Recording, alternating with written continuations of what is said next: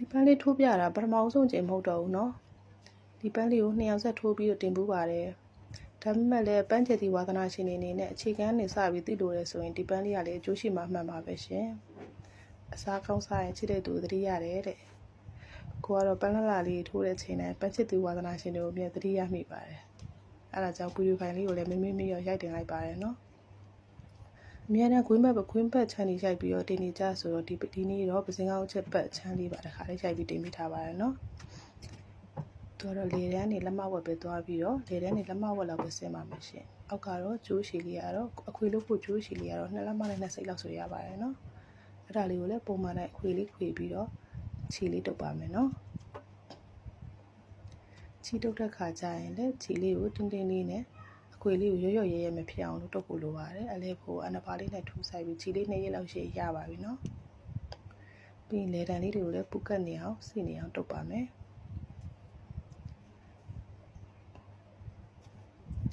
ထုတ်ပြီးသွားပြီဆိုရင်ခါတိုင်းချိုးနေကြအတိုင်းပဲတတိယလေးကို2စိတ်လောက်ဆိုရပါပြီเนาะတတိယ2စိတ်လောက်စာချိုးပြီးတော့သွားပြန်3ထပ်လောက်လေးချိုးပါမယ်ချီတင်းတင်းလေးနဲ့အလွှာလေးတွေညီခေါအောင်ရပါပြီရှင်ဒီအသားလေးကတော့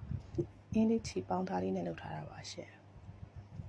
ချီသားလေးဆိုတာရောင်လေးကတော့ချီပိုးသားလောက်တောက်ကြီးမဟုတ်ပေမဲ့သူကသူတော့လှပါတယ်ရှင်ကဲပွင့်ပတ်လေးက5ပဲလုပ်ပါမယ်เนาะနောက်ဆုံးပွင့်ပတ်လေးကိုရောက်သွားပါပြီ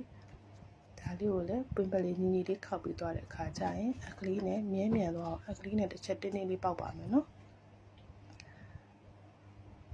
အပေါက်တဲ့ခါကျရင်အခွေသားလေးတွေကိုရအောင်ဒီလိုဆွဲသေးစရာလုပ်ပါမယ်เนาะပြီးရင်အောက်ကို3လက်မနဲ့2စိတ်လောက်တိုင်းပြီးဖြတ်ချလိုက်ရပါတယ်เนาะကဲအပေါ်အခွေလေးပြန်ပြီးခွေတင်ပါမယ်ရှင်